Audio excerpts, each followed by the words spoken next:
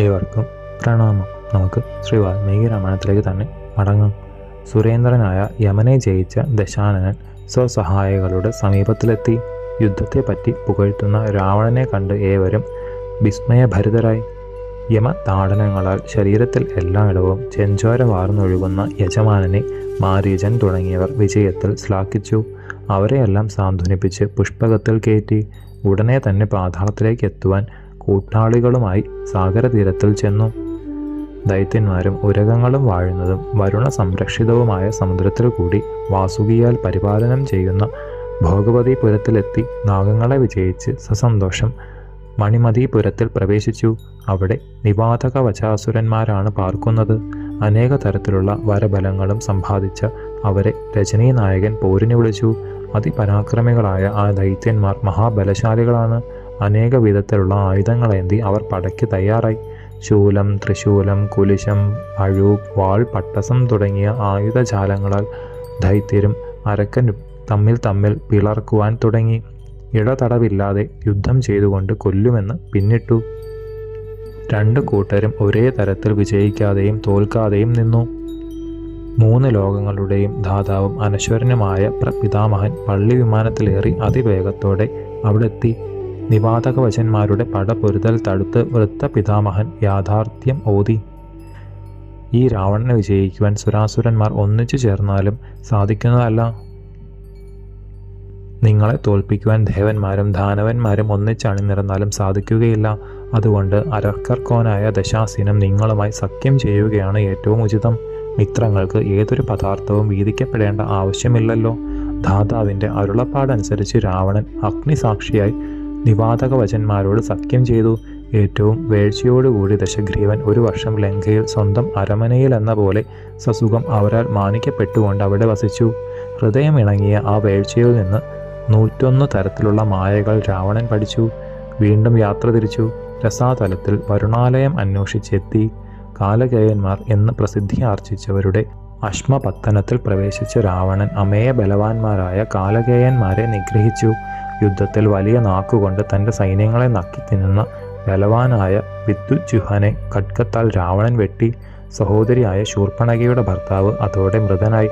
അളിയൻ വിദ്യുജ്ജുഹനെ തുടർന്ന് 400 ദൈത്യവരന്മാരെ കൊന്ന രാവണൻ കൈലാസപർവ്വതം പോലെ പ്രദീപ്തമായ ദിവ്യഗൃഹം, വരുണന്റെ മന്ദിഭവനം മാത്രമല്ല പാൽ ചുരന്നു നിൽക്കുന്ന കാമധേനുവിനെയും കണ്ടു. ഏതൊരുവളുടെ പാലൊഴുക്കിൽ നിന്നാണോ പാലാഴി കൂടി ഉണ്ടായത്, ആ ഗോസമുദായാംബികയാണ് അവിടെ നിൽക്കുന്നത്. ഈ ക്ഷീരാബ്ധിയിൽ നിന്നാണ് നിശാകരനായ കുളിർത്തിങ്കൾ ജനിച്ചിട്ടുള്ളത്.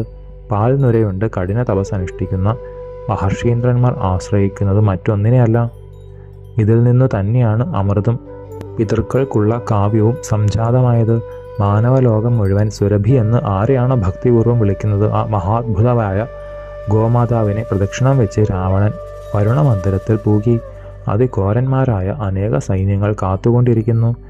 ജലധാരകളെ കൊണ്ട് മൂടപ്പെട്ടും ശരൽക്കാലമേഘം പോലെ മനോമോഹനമായിട്ടും സർവ്വതാ സന്തോഷപൂർണമായിട്ടുള്ള വരുണന്റെ ശ്രേഷ്ഠ മന്ദിരത്തിലെത്തിയ രാവണൻ സേനേശന്മാരെ പരിക്കേൽപ്പിച്ചു. അവരുടെ താളനമേറ്റുകൊണ്ട് പറഞ്ഞു, അതിവേഗത്തിൽ നിങ്ങളുടെ രാജാവിനോട് പറയൂ, രാവണൻ പോരിന് വന്ന് കാത്തു നിൽക്കുന്നു. ഒന്നുകിൽ അടരിന് തയ്യാറായി വരണം, അല്ലെങ്കിൽ തൊഴുതുകൊണ്ട് തോറ്റു എന്ന് പറയണം. എന്നാൽ ഒരു തരത്തിലും ഭയം വരുന്നതല്ല. മഹാത്മാവായ വരുണന്റെ പുത്രന്മാരും പൗത്രന്മാരും അപ്പോഴേക്കും ഗോപുഷ്കരൻ എന്ന പുത്രനെ മുൻനിർത്തി യുദ്ധത്തിന് തയ്യാറായി. വീര്യഗുണം തന്നെ ഉടലെടുത്ത പോലെയുള്ളവരാണ് അവർ ഓരോരുത്തരും. സ്വസൈന്യങ്ങളാൽ ആവൃതരായ അവർ സൂര്യസന്നിഭങ്ങളായ തേരുകളിൽ കയറി രോമാഞ്ചജനകമായ അടരാണ് അവർ തുടങ്ങിയത്. ജലേശനായ വരുണപുത്രന്മാരും ദശാസ്യനും ഏറ്റുമുട്ടി. വരുണപ്പടകളെ മുഴുവൻ രാവണ സജീവന്മാർ വീഴ്ത്തി കഴിഞ്ഞു. സ്വസൈന്യങ്ങളുടെ തളർച്ചയും ശരജാലങ്ങളാൽ തട്ടിയ പരുക്കും കൊണ്ട് യുദ്ധം നിർത്തി മടങ്ങി. മണ്ണിൽ നിൽക്കുന്ന അവർ പുഷ്പകത്തിൽ ഇരിക്കുന്ന ദശകണ്ഠനെ കണ്ട് കുതിച്ചു പായുന്ന രഥത്തിൽ വാനിടത്തിലെത്തി. തുല്യനിലയിൽ നിൽക്കുന്ന അവർ ദേവദാനവ രീതിയിൽ യുദ്ധം തുടങ്ങി. അതിഭയങ്കരമായ ആകാശയുദ്ധത്തിൽ ചെന്തീനൊത്ത ശരങ്ങളാൽ രാവണനെ പിന്തിരിപ്പിച്ച അവർ പലവിധ ശബ്ദങ്ങളാൽ ആർത്തു. രാജാവിൻ്റെ പരാജയം കണ്ട മഹോദരൻ അത്യന്തരുഷ്ടനായി. മൃത്യുഭയമില്ലാതെ വരുണപുത്രന്മാരോട് നേരിട്ടു. വലിയൊരു ഗതയേന്തിയ മഹോദരൻ്റെ അടികൊണ്ട് അവർ മഞ്ഞിടത്തിൽ വീണു. വായു പോലെ കാമാകരായ അവരുടെ തേർക്കുതിരകളെ മുഴുവൻ അസുരവരൻ അടിച്ചു കൊന്നു. സൂതന്മാരും അശ്വങ്ങളും നശിച്ച തേർ ഭൂതലത്തിൽ പതിച്ചു. തേർ പോയി നിൽക്കുന്ന അവരെ നോക്കി അസുരന്മാർ ഉറക്കെ ആർത്തു തുടങ്ങി. ശൂരന്മാരായ വരുണപുത്രന്മാർ സ്വപ്രഭാവത്താൽ അനാമയരായി ആകാശത്തിലേക്ക് ഉയർന്ന് വില്ല് കുലച്ച് വജ്രതുല്യങ്ങളായ ശൗരൗകങ്ങൾ കൊണ്ട് മഹോദരനെ പിളർന്നു.